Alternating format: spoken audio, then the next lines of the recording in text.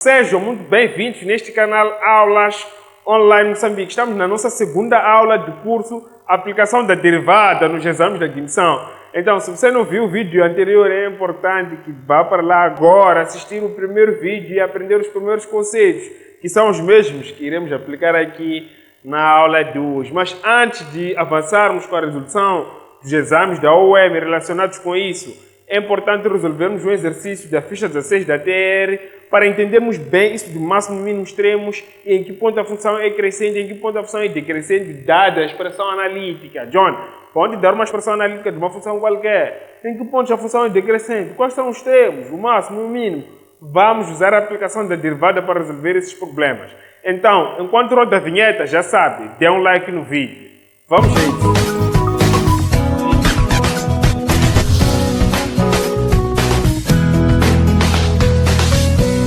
Pessoal, estamos aqui com um problema interessante aqui da ficha de 2021, número 36, diz o seguinte: dada a função f de x, que é igual a x ao cubo menos 3x ao quadrado mais 2, para que valores de x a função é decrescente? Para que valor de x a função é crescente? E quais são as abscissas de máximo e mínimo da função? Na aula passada aprendemos três conceitos importantes, por isso é importante ver. Onde a função tem extremo, a derivada é nula. Onde a função é crescente, a derivada é positiva. Onde a função é decrescente, a derivada é negativa, ok? Vamos colocar um pouco aqui isso. Onde a função tem extremo, a derivada é nula. Onde a função é crescente, a derivada é positiva. Onde a função é decrescente, a derivada é negativa. São esses três conceitos que vimos. Então, em todo caso, tanto para ver onde a função é crescente, onde a função é decrescente, é importante termos a derivada. Onde a derivada é positiva, a função é crescente. Onde a derivada é negativa, a função é decrescente. Onde a derivada é nula, a função tem extremos. Agora, vejam, pegando essa função, recordando, acredita-se que para você assistir esse vídeo da aplicação da derivada, já saiba derivar. Então, se você não sabe derivar, procura aí alguns vídeos no YouTube, como aprender a derivar para poder trabalhar muito bem conosco nessa aula. Como aplicar a derivada. Aqui dá um f de x, que é igual a x ao cubo menos 3x ao quadrado mais 2. Vamos achar a derivada da função. A derivada da função será igual. 3 passa para frente, ficamos com 3x. 3 diminui o grau, fica com 2. O 2 multiplica o 3, ficamos com menos 6. O 2 diminui a unidade, ficamos com 1. E a derivada de 2 é 0. Então, esta é a derivada da função f de x. Quais são os zeros da derivada? É só igualar a função a zero. Pegar essa expressão 3x ao quadrado menos 6x igualar a zero. Aqui dá para colocar a evidência o x. Então, x em evidência, só ficamos com 3x menos 6 igual a zero. Ora, esse x será igual a zero, ou o que está dentro de parênteses, 3x menos 6 será igual a zero. Então, esse x será igual a zero, ou 3x igual. O 6, quando passa por lá, fica positivo, 6. Então, x é igual a zero, ou x será igual a 6 sobre 3. Então, x será igual a zero, ou x será igual a 6 sobre 3 dá 2. Muito bem. Já temos os zeros da derivada. E uma coisa nós já sabemos.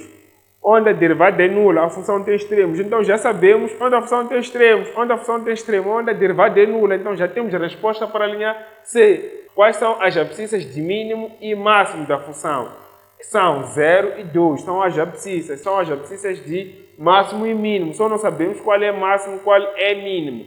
Para saber qual é máximo e qual é mínimo, podemos dar aquela dica que vimos na aula passada, de levar os valores e substituir. Mas temos que aquilo nem sempre funciona, por isso é importante você assistir esse vídeo para aprender mais sobre isso e não cair na armadilha do exame de admissão. Então, vamos construir uma pequena tabela aqui, mas para que possamos construir essa tabela, terei que eliminar esse cálculo que nós usamos para achar os zeros da derivada, pois temos pouco espaço aqui no quadro. Então, pessoal, eu já limpei o quadro, coloquei a derivada e os zeros da derivada que nós calculamos há pouco tempo.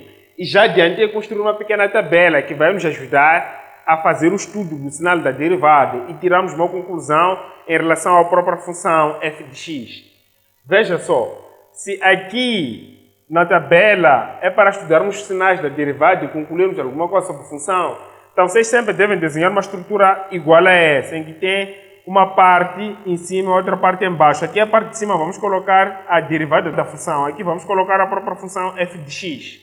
Agora, em função da quantidade de zeros que você tem, pode ter muitas colunas, mais ou menos nessa espessura pequena, é onde vamos colocar os zeros. Para o nosso caso, temos dois zeros, o 0 e o 2. Então, aqui vamos colocar 0 e 2. Aqui vamos fazer o estudo desde menos infinito até mais infinito. Esses espaços maiores, onde vamos colocar o sinal da derivada. Então, a estrutura é sempre essa. Os zeros, os espaços maiores, onde vamos colocar os sinais da derivada, e pequenos espaços dos zeros. Uma coisa já sabemos. Este 0 anula a derivada, esse 2 também anula a derivada, mas não anula uma função. Agora, qual é o sinal da função derivada de menos infinito até 0? Aprendemos por aí na 10ª classe, para estudar sinais da função, escolhe-se um número qualquer nesse intervalo, substitui-se na função que nós queremos achar o sinal e verificamos se o resultado é positivo ou é negativo. Querendo achar o sinal de 0 até 2, vamos procurar um número nesse intervalo, substituir ali, verificar se o número é positivo ou é negativo. Então vamos a isso.